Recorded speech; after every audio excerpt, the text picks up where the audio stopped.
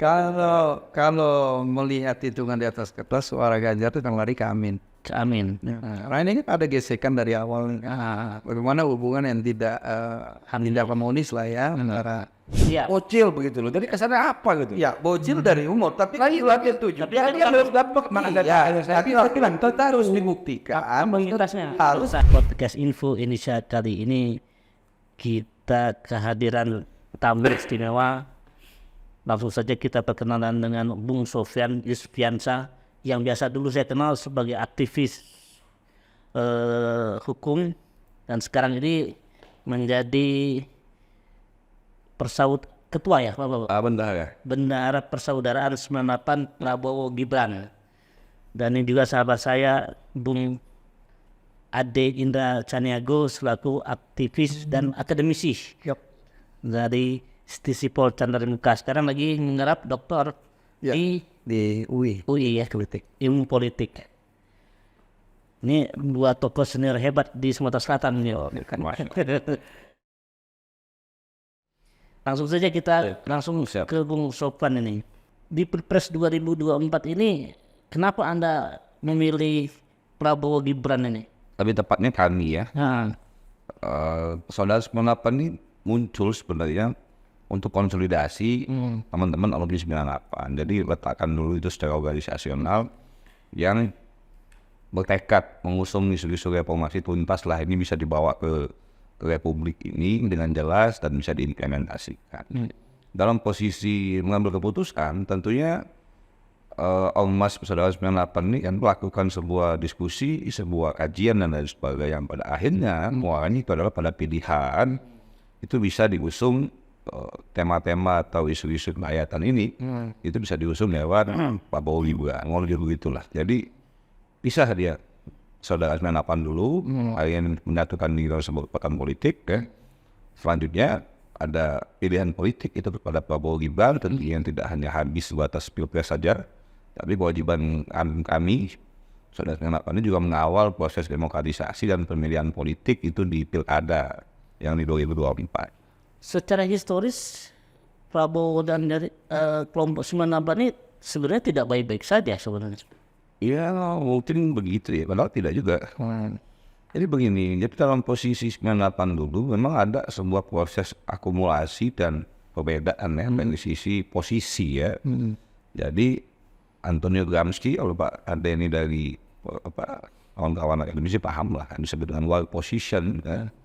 Itu posisi memang berbeda. Pada waktu itu mungkin Prabowo bagian dari tentara yang bertugas mengamankan negara Republik Indonesia. Kami 98 waktu itu mengusung untuk terjadi perubahan kekuasaan. Kan begitu. Nah, bagaimana posisi berbeda itu ditanggapi dan berkembang menjadi misalnya isu-isu lain, menurut kami juga harus diletakkan dalam proporsi yang benar. Karena sudah berulang kali itu diuji, dibuktikan dalam setiap pemilu, dan di kali ketiga Bapak Prabowo itu mencalonkan diri, maka isu itu sudah basi. Dan ternyata semua itu komponen 98 mendukung beliau. Maju kita saya tidak bisa membicarakan semua karena sebagian juga mungkin ada yang lain pilihan. Mungkin itu. Mungkin ke Bung Ade ini peta di Pilpres 2024 itu seperti apa? Bisa digambarkan? Ya, kalau peta hari ini ya secara sederhana kan ada 3 kandidat pasti belah 3. Yang lebihnya di mana kan sangat bergantung pada dinamika hari ini kan. Makanya saya lihat juga hari ini kan teman-teman ya masing-masing mengkonsolidasikan kekuatan ya kan basis masa yang mungkin belum disentuh atau belum digarap. Dan ini kerja terus kan masing-masing tim dari kandidat ini gitu. Nah, kalau bicara Sumsel kan kalau kemarin ya berkaca kepada pileg 4 tahun yang lalu itu kan jelas di sini 02 itu mayoritas kan itu lebih dari 20%. Nah, tentu dengan kemunculan Anies ini pasti juga ada belahan karena kan kita lihat kan juga Anies punya gerbong juga di sini. Jadi secara sederhana pasti belah 3. Tapi tentu tidak fix misalnya masing-masing 33%, tidak seperti itu. Ini untuk memudahkan aja seperti apa belahan-belahannya. Nah, masing-masing pasti punya fans lah sederhananya. Tidak punya pengikut, simpatisan dan sebagainya. Jadi melihat kekuatannya berimbang atau jomplang? Kalau di Sumsel sama-sama kuat, kalau saya lihat sama-sama kuat nih. Ya, artinya kan kalau kita melihat pertarungan hari ini memang yang diperebutkan itu suara Prabowo. Kalau saya bilang di Sumsel ya, karena memang suara Prabowo yang mayoritas hari ini. Nah kemudian dengan munculnya satu kandidat baru ini, tentu ya yang paling berpeluang untuk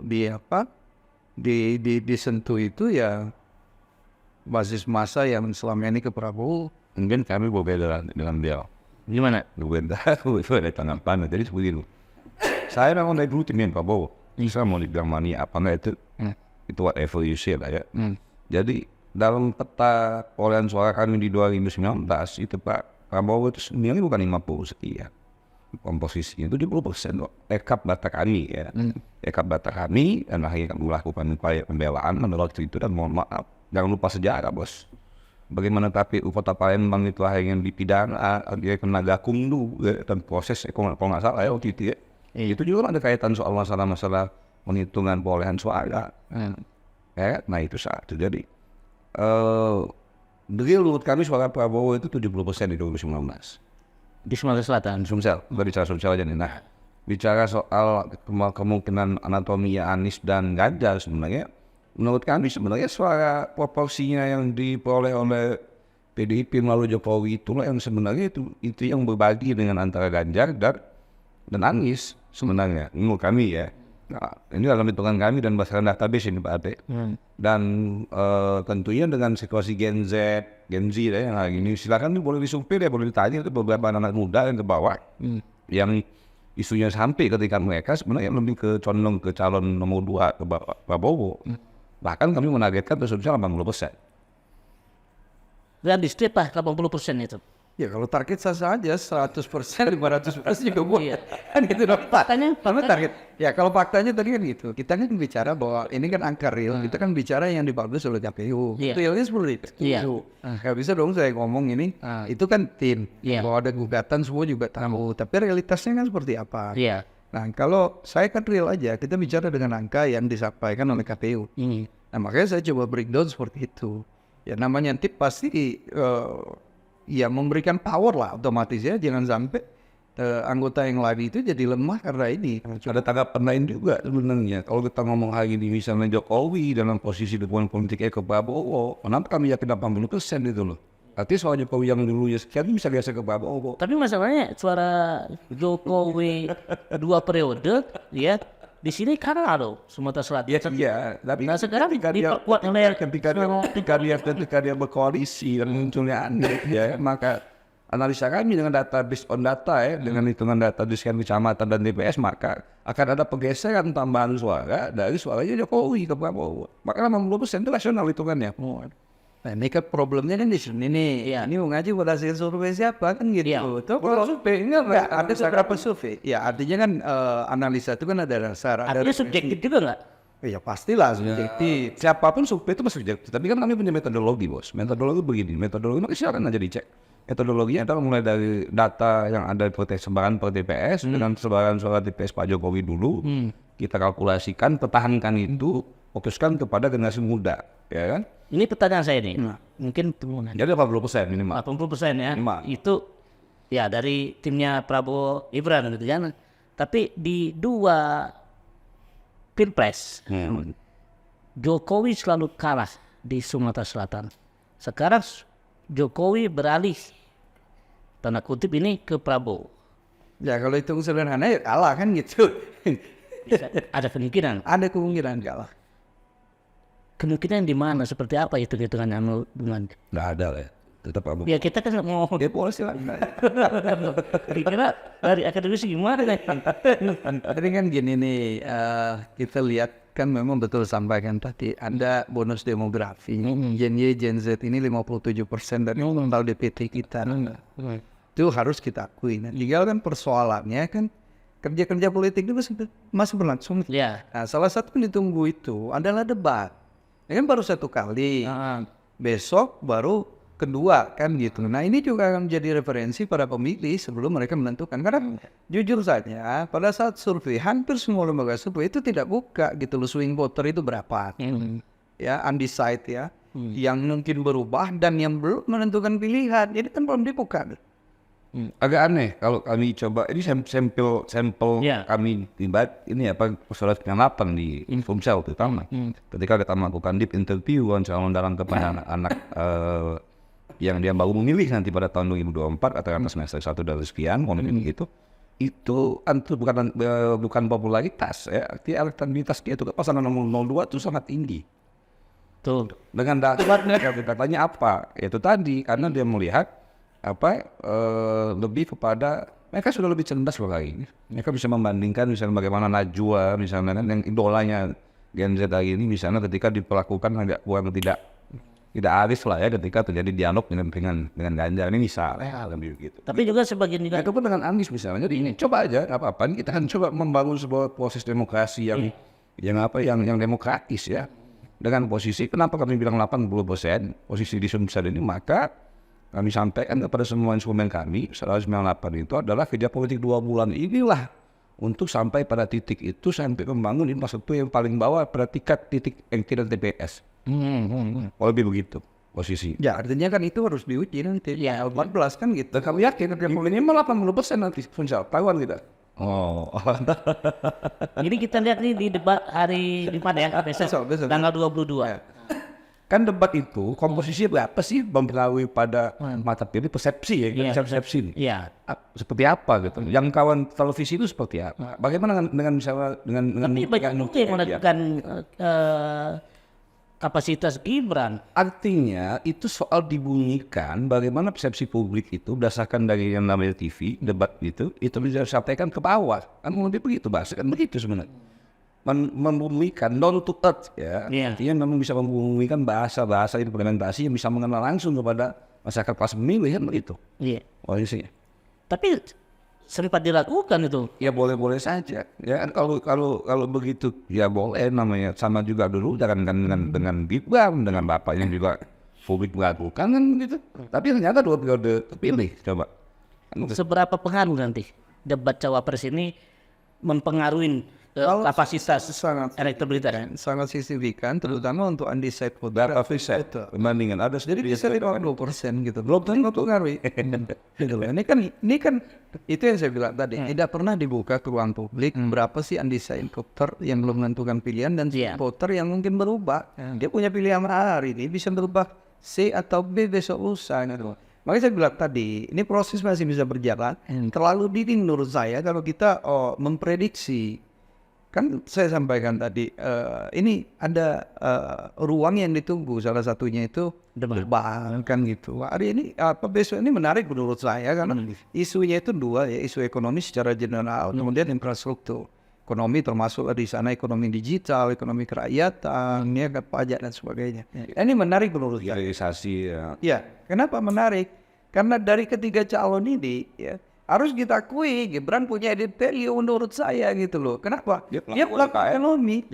Nah, sementara Caimin ya itu politisi ya, politisi murni dan Prof Mahfud kita tahu beliau lebih kepada maksud saya ini profesor hukum tata negara. Maksudnya bicara hukum dia kita acung jempol ya, luar biasa. Tapi kan kita belum lihat nih skillnya gitu loh. Banding dengan muda ini menurut saya menarik ini antara profesor dan kalau mungkin minjau istilah yang sering kita dengar di luar itu bocil ya.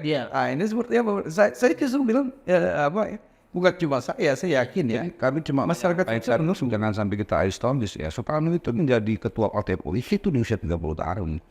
Iya. Dan ini kita bicara regenerasi ya sebenarnya. Ini munculnya tokoh-tokoh saya muda. Kenapa nggak kita coba? Saya sepakat harus kita uji nanti dalam debatan ini. Dan kami yakin lah ya. Dengan kita ketika bicara soal jadi teori ekonomi itu kan aplikatif dia nggak bisa teori gitu loh. Nah, ya kan ketika program itu misalnya diadopsi oleh government bisa nggak nanti? Dari kami yakin bisa, Gibran membumikan bahasa itu ya. Pertanyaannya kan begini, kita mau komparasi sama Bung Karno silahkan saja. Boleh saja, nggak ada masalah. Bahkan sama Plato, pun kita boleh komparasi. Persoalannya Bung Karno punya DBH gitu loh. Nah ini punya apa ya? Mau kita compare kan gitu. Banyak yang mengatakan ini, Bung Sopwan. Pengalamannya Gibran cukup panjang ini. Ini anekdot nih. 10 tahun sebagai anaknya gubernur, 9 tahun jadi anaknya presiden. Apakah itu sudah sebagai bagian dari pengalaman juga nggak itu? Bagian, jadi begini, ketika dalam posisi pemerintahan government maupun itu gubernur atau di wali kota tadi ya bapaknya itu kan, maka ruang lingkup dia kan semua adalah bicara soal bagaimana mengelola negara. Kan jika banyak dia belajar, dia berinteraksi ya kan dari sana kan. Makanya bapaknya di wali kota Solo lah ya, sampai gubernur DKI sampai presiden. Kalau kita dari track record itu kan waktu udah hampir kurang lebih 20 tahun kan, kurang lebih itu misalnya. Tapi kok sering blunder dia itu? Ya kalau itu sih ya kita memahami reaksi publik boleh-boleh saja ya, dan bagian kami melihat itu juga tidak kosong-kosong amat, pasti ada bagian yang melakukan ya namanya serangan politik ya. Kalau kami sih menerima itu biasa aja, itu tantangan buat Mas Gibran lah, dan kami yakin Mas Gibran bisa menunjukkan pada debat presiden ini dengan kualitas dia, dan dia adalah sebagai pelaku usaha ya. Dia sebagai pelaku usaha, dia bisa mengedit PLU, kalau bahasanya itu dia bisa menyampaikan bahwa aplikasi begini loh sebenarnya misalnya itu ketika diadopsi dalam program pemerintah government begitu ya. Namun kami ini sebuah sejarah lah, hari ini juga wakil presiden di usia yang muda itu sejarah. Artinya ke depan ya dengan indikator usia bisa gitu, bisa jadi wakil presiden ya kan, bisa juga jadi nanti wakil wali kota. Tapi kita harus dorong juga beberapa yang positif sampai pada pemenangan yang konkret dan nyata. Iya. Implementasinya apa untuk rakyat supaya lebih baik sejahtera secara ekonomi. Anda memandang nanti di debat cawapres ini, apa yang menarik menurut pandangan nanti? Ya, menurut saya ya beda ya antara pengalaman dengan membaca referensi dengan pengalaman empiris sebagai pelaku. Dan saya mau lihat ini yang saya yakin bukan hanya saya yang nunggu, jutaan, ratusan juta rakyat ini menunggu. Karena kan kita tahu hari ini ya, memang kalau bicara Gen Z ini ruangnya medsos nih. Nah ini kan banyak nih dipotong-potong, ya, karena memang ada beberapa bagian ini. Ini di-share begitu luas, dan silakan publik menilai kan gitu. Seberapa besar mempengaruhi Gen Z ini di Pilpres 2024 ini menurut? Apa memang harus cenderung ke tokoh muda sih sebenarnya? Enggak, ini kan sebenarnya sederhana aja kok. 57% ya populasi kita kan bonus demografi nih. Iya. Yang dia Gen Z ini lebih besar jumlahnya. Artinya ketika tidak mampu mengelola ruang ini ya kita tidak akan mendapat sesuatu dari itu kan gitu. Nah makanya kita harus bicara tentang apa sih hope mereka gitu loh. Apa sih harapan mereka ke depan. Makanya kan banyak lembaga survei ya, termasuk saya juga kemarin itu melakukan survei gitu loh di 10 kota ya di Indonesia, salah satunya Sumatera Selatan. Kita ya melihat, mencoba memotret apa sih hope generasi muda hari ini gitu loh. Dari hasil survei apa hope-nya? Ya ini kebetulan kan baru selesai 2-3 hari yang lewat itu sedang diolah, tapi yang tahap awal itu lumayan dinamis gitu loh. Memang ada problem di generasi muda hari ini kan, seperti misalnya ketakutan akan masa depan. Ya, karena mereka kan hari ini kita tahu kurang sosialisasi, lebih banyak dengan gadgetnya, bahkan ada interaksi sosial yang bergeser nih. Ya kan, anak-anak cenderung agak sulit berkomunikasi, berinteraksi dengan dunia luar kan gitu. Karena mereka dihadapkan dengan gadget mereka. Nah, ini menjadi salah satu hasil ya yang dilihat bahwa mereka ada ketakutan. Nah, siapa yang bisa menjawab ketakutan ini? Ini saya ini menjadi pilihan sampai pada kecerdasan emosional sebenarnya, karena generasi Gen Z itu juga bukan hanya sebatas dia sebagai potensi pemilih ya, tapi dia potensi generasi masa depan. Dan kami yakin Mas Gibran bisa memberikan proporsi lah ya, dan Pak Prabowo tentunya dalam hal bagaimana nanti pendekatan untuk Gen Z ini ke depan untuk disiapkan yang ya kader-kader yang mumpuni lah bicara soal menuju Indonesia emas. Lebih begitu. Ini sebenarnya pertanyaan agak balik ke belakang ini. Tapi penting juga ditanyakan. Jawab. Kenapa kok Gibran kemarin banyak yang ada Erick Thohir, ada lain-lain. Apa sih tujuan ke depannya itu? Jadi memang kalau bicara ikhtiar, jadi peristiwa yang lalu itu kan dalam dari pemahaman konsepsi takdir kan udah terjadi itu sebenarnya ya. Soal ikhtiar manusia sih saya pikir semua berikhtiar lah. mau jadi presiden, calon presiden atau wakil presiden misalnya gitu, dan bawa hasil akhirnya pilihannya pada Gibran, itu sebenarnya menurut kami lebih kepada apa ya? Kami tidak setuju aja sebatas sebuah komitmen politik saja sebenarnya, tapi ada sebuah, kami yakin dengan Pak Prabowo karena mereka tidak memilih sebenarnya dalam menyiapkan rangka untuk tongkat regenerasi kepemimpinan ke depan. Regenerasi kepemimpinan Jokowi atau Prabowo? Prabowo dong. Kalau bicara jadi ketika kita bicara soal Anda sebagai presiden, kepala negara, kepala pemerintahan, maka yang Anda kader juga akan menjadi kepala negara, kepala pemerintahan kan begitu. Jangan kita kaitkan dengan posisi lebih ke soal biologis kalau begitu. Misalnya bagaimana Soekarno itu mengkader misalnya Megawati kan gitu. Tapi biologis juga deh. Iya apapun itu loh, bahwa ternyata pada proses berikutnya Megawati itu uji misalnya memimpin partai lah ya, soal memimpin republik, negeri, negara ya itu multi tafsir silakan. Yang menurut kami ya hari ini posisinya dengan bagaimana Prabowo memilih itu pun dengan banyak pilihan, kami yakin Prabowo pasti sudah memilih dengan banyak perhitungan dan timbangan, dan kami yakin dia menyiapkan untuk menuju pada Indonesia emas. Kan dia paham geopolitik, geostrategis secara internasional. Kami kira-kira nggak ada itu. Di Cawapres ini pasti ada perdebatan mungkin menurut Bung Ade. Yang paling seru antara siapa nih dari ketiga Cawapres ini? Seru semua, beda nih, tiga latar belakangnya beda. Beda. Ya politisi, profesor hukum tata negara, ya sama pelaku NHM. Ini menarik. Tapi dalam hukum alam siapa yang lemah dia paling sering diserang gitu kan? Ya itu sudah konsekuensi saya pikir, namanya debat. Nah cuma kan kita juga berharap apapun nanti yang bisa kita saksikan ini akan jadi referensi gitu. Dan saya berharap ke depannya kita tidak lagi alergi dalam konteks demokrasi ini dengan yang namanya kampanye negatif campaign gitu loh. Ada white campaign, positif campaign. Ya kan, white campaign, ada grey campaign, semua ada. Tapi saya tidak sepakat dengan black campaign ya. Saya lebih mendorong kita bicara ya kalau memang lemah sampaikan bahwa dia lemah kan gitu. Kalau dia kurang siapapun mau profesor sekalipun mau tukang martabak, ya kita harus jujur bahwa mereka lemah gitu. Iya ini latihan kan begini, memang latihan membangun sebuah proses persepsi ya dengan Indonesia yang transisi kan kalau mau juga transisi demokrasi kita kan 98 kan di bawah itu kita terkoperasi memang nggak diberikan opsi-opsi. Ya ini batu uji sebenarnya buat rakyat kita ya, buat Republik Indonesia ini. Menurut kami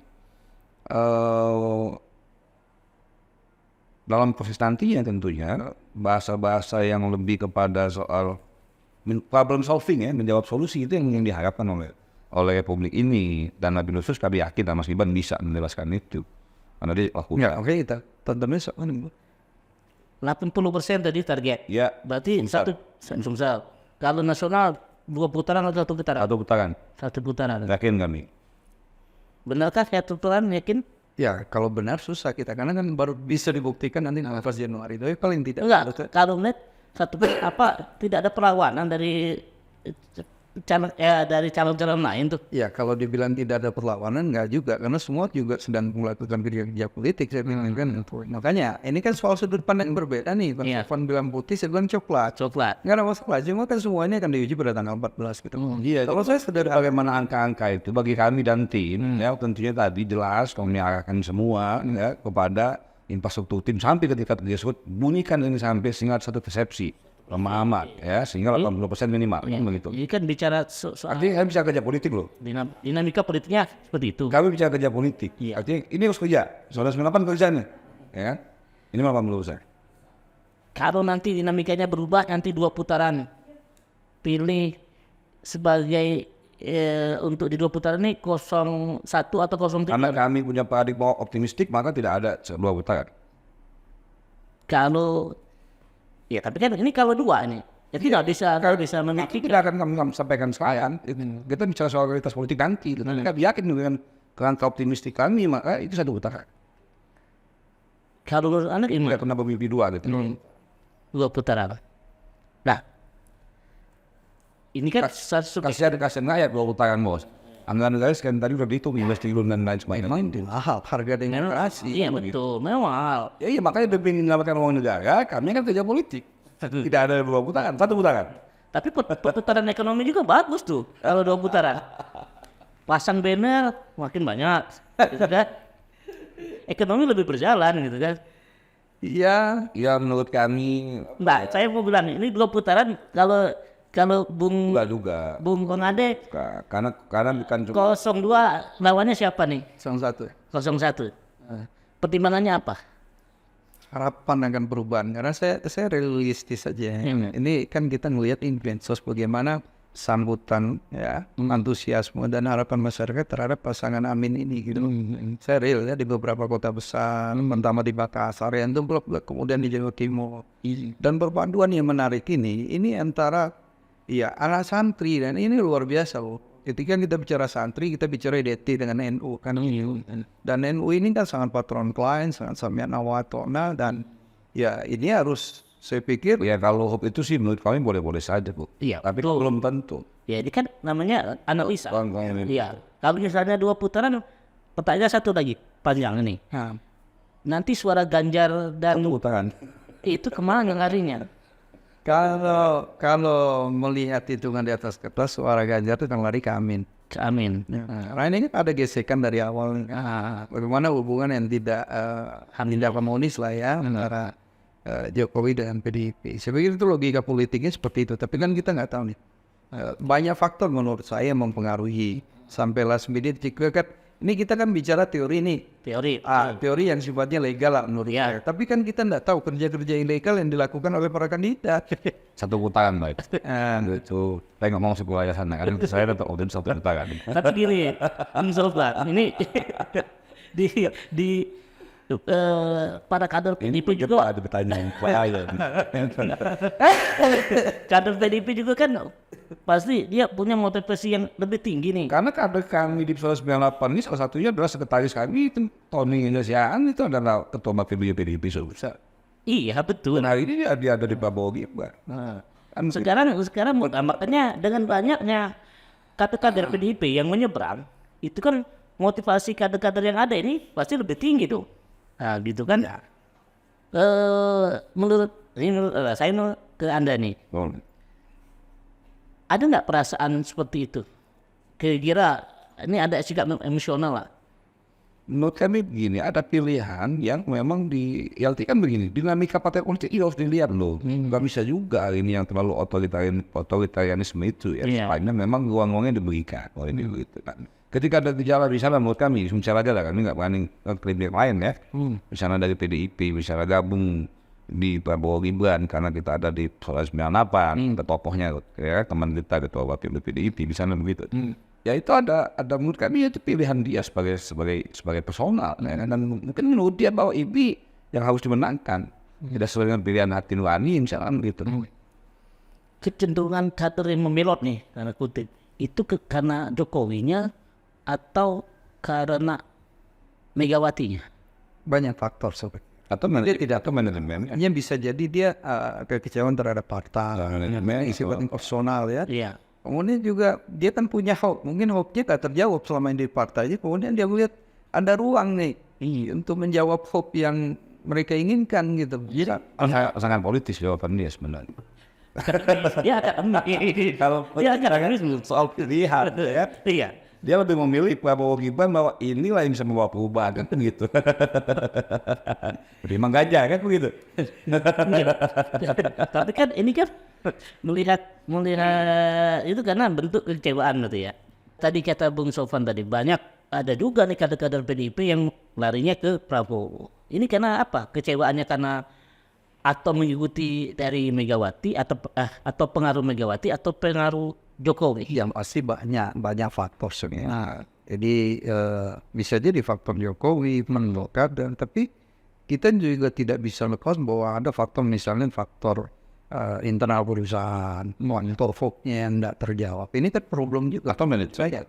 Iya, internal partai itu seperti apa? Karena kan kita tahu kalau kita bicara partai kan, iya, yang based on partai kader kan cuma satu partai, sisanya kan partai massa gitu.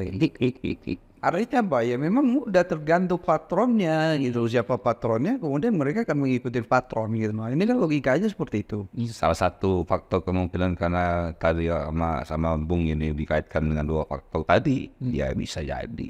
Ya bisa jadi, cuma kan kita nggak tahu nih soal berapa. Tapi menurut saya menjadi itu tanya aja diundang podcast nanti biar ketahuan. Salah gitu, saya tahu siapa tuh, kita undang ke sini ya kan? Apa? Nanti lebih enak. Nah, ini tadi menarik juga nih, ada ucapan dari Bung Adi soal kemungkinan ini larinya ke 01. Kalau 03 ini ya nggak bisa di 2 putaran gitu ya. Ini 2 putaran nih, Bung Sofwan. 1 betul. Iya. Tapi bicara dua ini, kita dua. Artinya ada kemungkinan kalau 01 menang, ikut menang juga. Tapi kalau 02 yang menang, jadi oposisi. Berani nggak PDIP akan mengambil langkah itu? Ya, kalau oposisi pikir yang jadi problem ini kan mau nggak gitu loh. Dengan posisi itu. Karena kan ketika biasanya sih ketika orang sudah menikmati kekuasaan ini jarang yang siap untuk berposisi gitu loh. Ini yang jadi problem menurut saya ketika kita bertanya siap nggak jadi oposisi lagi gitu. Kalau sebenarnya apa ya sistem politik ini mungkin kalau Pak Abi kan lebih tadi soal analisa mungkin sosiologi ya.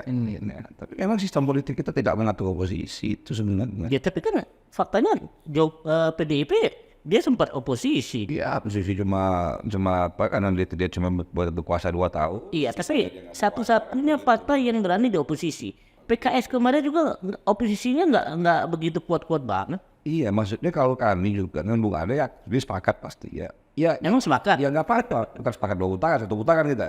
Maksudnya, ayo atur aja mekanisme oposisi kan begitu. Tapi kalau lo udah oposisi lo jangan masuk kekuasaan lagi, itu loh.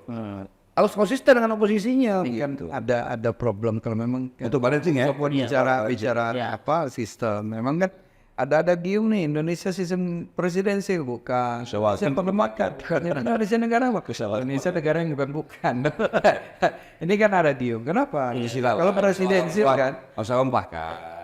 Kalau kita bicara presidensi kemudian kita bicara Amerika kan tidak multi partai, ada partai lokal. Tapi ya di tingkatan lokal kan gitu, di partai Sistem nasional ya, di partai nasional itu kan tetap 2 yang muncul Republik dan Demokrat. Ini kan problem di kita. Tapi kalau kita bedah secara historis sejarah juga, PDIP ada sejarah yang kurang baik dengan Demokrat. Sementara Demokrat juga masuknya di Prabowo, gitu kan. Kalau di PDIP di 01 ya nggak akur-akur amat dengan PKS gitu kan. Ya tapi kan lebih nyaman mana nih? Nah kan itu. Kan seperti itu.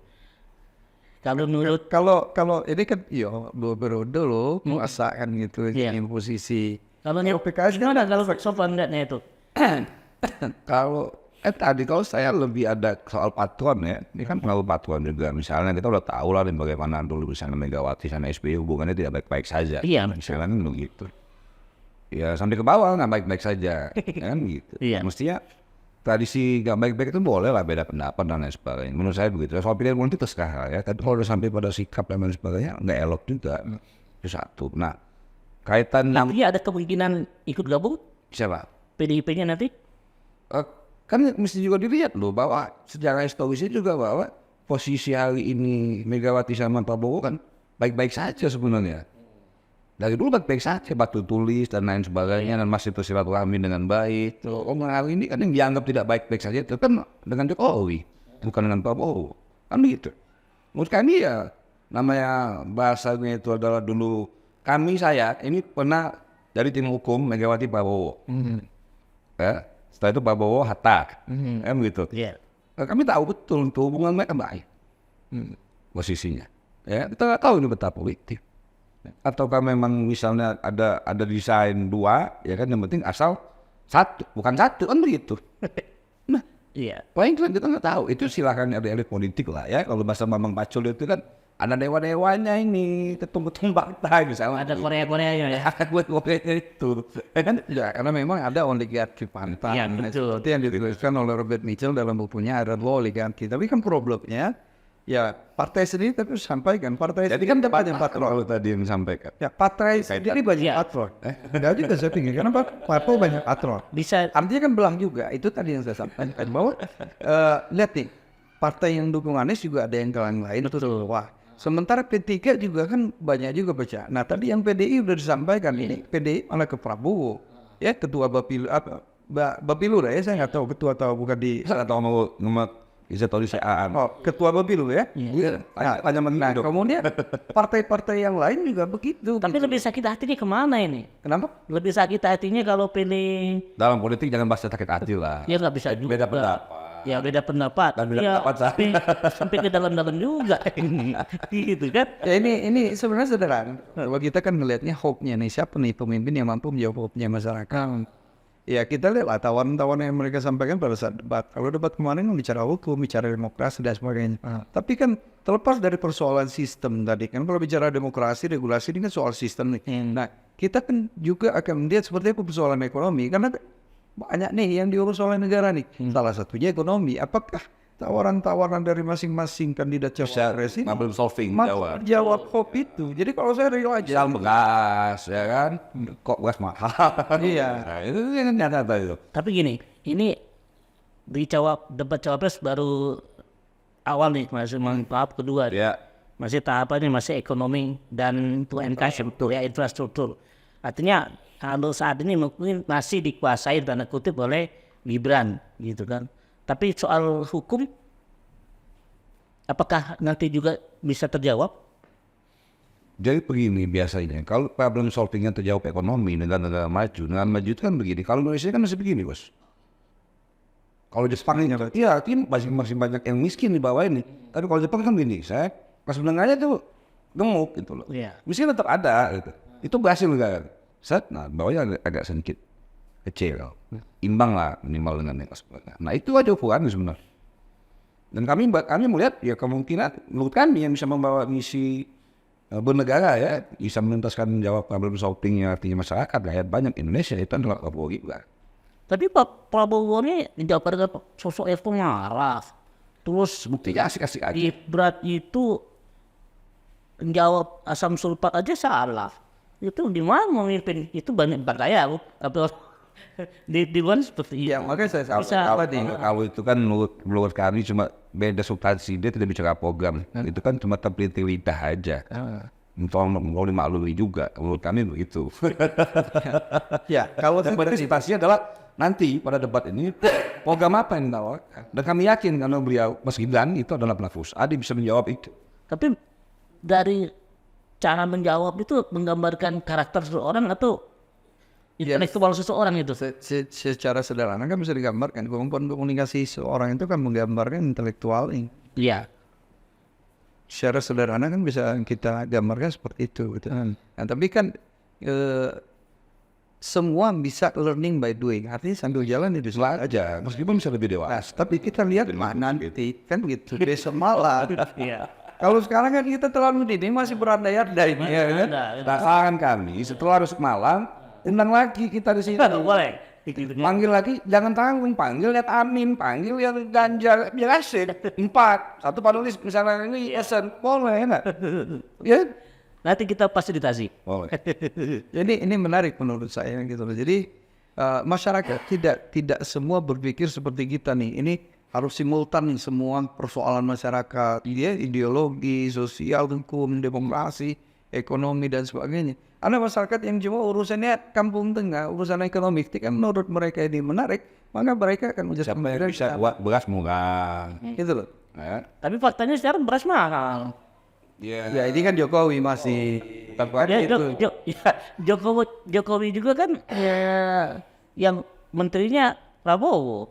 ya bukan ya. Ya, kalau Anda bilang alutista kita lemah, ya itu silakan. Tapi kali ini kan kita lebih objektif lah ya menilai. Ya, menurut kami, ya nanti kita lihat, yakin lah dengan Prabowo Gibran.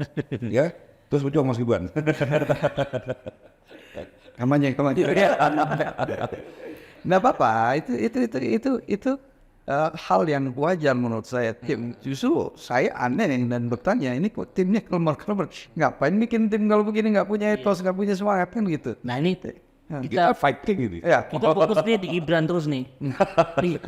Gimana dengan cawapres lain? Pandangan Anda mungkin Bung Sofwan itu. Menurut kami begini, misal Caimin ya. Ya, dari pandangan Prabowo Gibran. Dia politisi, bukan hanya itu. Misalnya tetap kami juga bahwa dia bagian dari kelompok Sandi, iya. Tapi kan tidak dia saja Sandi ini. Kalau mau tahu tanya sama sepupunya deh, tanya sama Yeni Wahid seperti apa saya ini kan begitu. Kalau saya tidak begitu bos, ya. Artinya konsistensi ke dalam pencapaian politik juga ada nilai-nilai yang mesti diusung, misalnya kesetiaan dan lain sebagainya, di wakausa ya kan, dan negarawan dan lain sebagainya itu kan penting hari ini.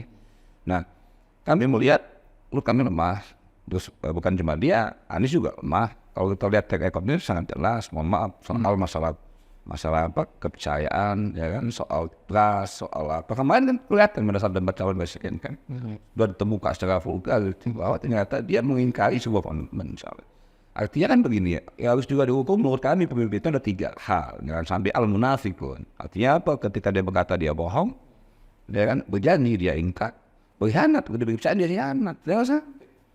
Karena Mahfud gimana? Kalau Mahfud jujur dulu MK gaungnya sangat besar di posisi mahkot yang mimpi. Kita harus rasional juga. Kalau soal hukum dia harus akui dia profesor yang menurut kami luar biasa.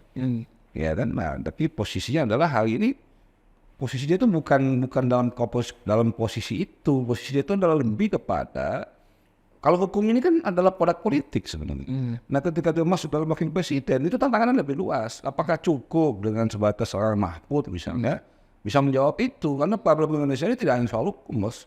Ada ekonomi, politik, dan hukum. Ya kan, siapa yang kondisi ekonomi ya menentukan politik. Ya, politik itu akan membuat produk yang namanya hukum. Betul nggak, Bung Ada? Dari pandangan wawasan, pendidikan, lingkungan, pekerjaan, pengalaman, dan sebagainya. Dari 3 kandidat ini bisa diurutkan nggak? Yang mana yang agak sulit kita mengurutkannya. Ya, ini pandangan. Ya betul kan gini, kalau kita bicara parameternya gelar akademis ya jelas belum mampu. Ya. Kalau contoh kan kita bicara ini soal skill kan, keahlian. Ya. Nah kita mau bicara apa? Jadi menurut saya harus proporsional ketika tidak bisa kita mengeneralisasi gitu loh. Jadi kita juga harus real yang melihatnya. Kalau saya diminta mengurutkan, jujur saya agak berat. Kenapa? Dalam bidang apa dulu nih mau diurutkan? Karena kan kita aja bertiga di sini masing-masing punya kelebihan dan kekurangan kan gitu. Di mana kelebihan dan kekurangan kita kan cuma kita ada orang kita misalnya yang bisa menyampaikan teori. Bung Adi ini jago nih karena ini bisa. Tapi apakah dia bisa sebagai pemimpin dan mengaplikasikan teori itu dalam pandangannya gimana nih? Kelebihan dari sosok ketiga tadi kita bahas ini Gibran terus nih. Ya pasti gini lah. Kalau 2 orang ini kan secara emosi luar biasa mata. Piawai menurut saya menguasai Medan dan sebagainya. Memang kita harus juga jujur. Gibran ini masih jauh menurut saya. Bocil ya. Ya jam terbang lah ya. Bagaimana berdebat di ruang publik yang ditonton ratusan juta rakyat. Dan saya pikir bukan cuma Indonesia. Seluruh mata dunia, terutama akademisinya ini akan memotret ini gitu loh. Jadi saya pikir ya let's see lah ya. Let's see karena memang tadi masing-masing punya kelebihan dan kekurangan. Nah persoalannya kan apakah betul pengalaman dia ini mampu dia sampaikan di ruang publik. Kita akui dia punya pengalaman sebagai pelaku ya, sebagai entrepreneur. Persoalannya apakah dia juga mampu mengkomunikasikannya di ruang publik dengan baik sesuai dengan pengalaman empirisnya kan ini juga masih tanda tanya. Tapi kami yakin bisa ya. Kenapa? Karena ya artinya keyakinan itu tetap harus kita buktikan jangan sampai ada persepsi bocil. Karena dalam politik ini bocil dalam artian umur jelas beda. Kalau yang umur di atas 50 sama tapi kita Indonesia mungkin setelah Orde Baru ini jujur aja ini dianggap baru bahan ini. Tapi kalau kita mau historis lebih panjang sebelumnya enggak. Semua tokoh-tokoh kita anak muda semua. Tapi beda. Itu saya bilang tadi. Kalau kita mau komparasi beda sih kepalanya. Semua kita bilang soal pertama kaitan soal komparasi umur. Ini yang baru bicara soal umur. Iya umur tentu identik dengan kapasitas. Ya silakan. Tapi dong. Artinya jangan ada dulu sekarang kita Tommy bocil begitu loh. Jadi kesannya apa gitu? Ya bocil dari umur. Tapi lagi tujuh. Dia harus dapat. Tapi kita harus dibuktikan. Harus dibuktikan besok. Iya, kita yakin. Ya. Sekarang kita bicara soal tadi Gibran secara umur muda. Oh dibanding 2 kandidat. Ya. Secara fisik lebih gagah. Ya. Itu bocil dalam artian itu mungkin dalam artian positifnya. Ya, saya cuma menjelaskan aja. Karena tadi kata itu. Iya. Karena dia cukup dengan Gen Z ini lebih melekat. Bocil ini Yang makanya saya sampaikan tadi, dia punya edit value, dia punya selling point dengan expertnya dan pengalamannya sebagai pelaku. Tapi tetap harus diuji kemampuan komunikasi. Jadi begini, uji kemampuan itu begini. Coba teman-teman berkomunikasi lah dengan Gen Z ini kan. Silakan nanti tampilan penilaian kita yang generasi mungkin intelek, anggap intelek. nanti kita bahas. Ketika misalnya penilaian Gen Z nih, karena Gen Z ini kan dia agak sedikit solid. Kalau bicara soal teori kan dia nggak mau ribet nih cenderungannya ABC kalau lebih begitu ya kan. Nah ya nggak apa-apa menurut kami nanti kemampuan soal kan publik yang menilai nih. Ketika dia menyampaikan kualitatifnya nanti pada perdebatan cawapres, mungkin dari sisi intelektual kita, kalau intelektual ini lebih intelek dua ini bisa ya karena ya jam terbang dan sebagainya. Tapi mungkin bagi Gen Z, ini lebih aplikatif. Itu kan kelebihannya. Dari Gen Z udah dibahas nih. Ya kami yakin pasti kan dari timbul kan dalam konteks pengurangan simpati publik ya. Dengan karakternya. Gitu. Dari Mahfud gimana? Kalau melihat. Ya sama, dua orang ini relatif sama. Tadi sudah disampaikan. Saya pikir Kita berdasar satu nih. Mahfud nih. Mahfud. Gibran udah bahas habis nih. Lalu Mahfud apa nih? ya Mahfud kan profesor. Menurut saya itu level tertinggi ya, dan tidak mudah untuk sampai ke level itu. Nah, level akademis itu tidak mudah menurut saya. Artinya memang dia punya kemampuan yang luar biasa soal literasi. Ya tinggal persoalannya kan kita belum pernah lihat nih Prof Mahfud ini bicara ekonomi. Seperti apa? Beda doma. Iya. Ya tentu. Aku tadi kan udah posisi wapres saya bilang tadi nggak cukup cuma hukum dikuasai. Ya makanya kan kita semua ini masih harus dibuktikan besok. Gak bisa kita cerita ini kan berandai-andai semua nih. Ya. Artinya gini. Visi selain ada kapasitas masing-masing nih kan? Betul kan? Antaian dia. Nyantai. Nah kalau tim ini ya salut ini harus di depan. Ini darurat ini darurat. Kalau Muhaimin nih. Ya Caimin sama kurang lebih menurut saya. Dia mampu memimpin sebuah lembaga itu tidak mudah menurut saya, yang orang yang dihadapi begitu kompleks dengan berbagai karakter. Ada secara emosi dia matang. Nah cuma kan problemnya kita tidak tahu. Masing-masing kan punya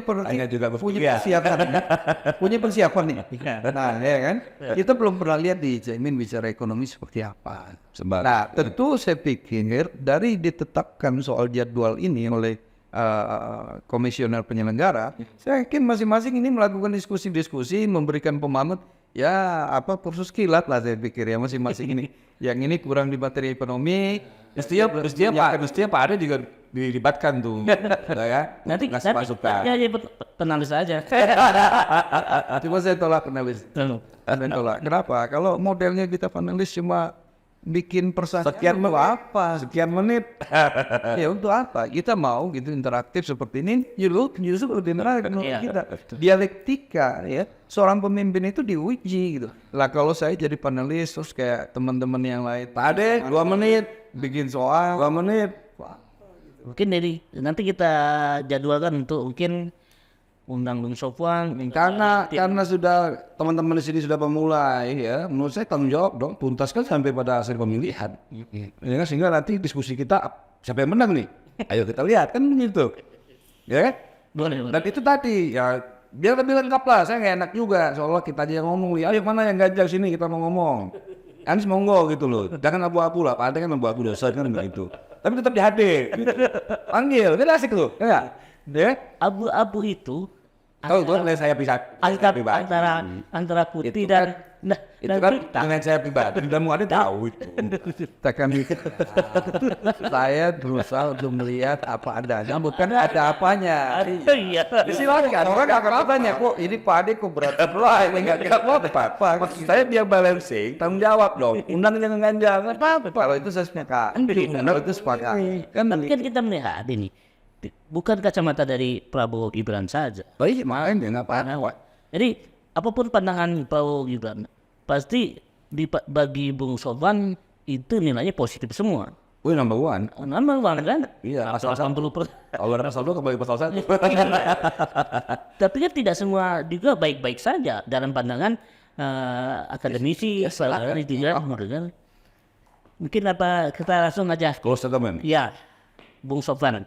Kami berharap dengan podcast ini ya bisa jadi pesan message terutama buat Gen Z dan infrastruktur organisasi persaudaraan 98 serta jajaran partai politik.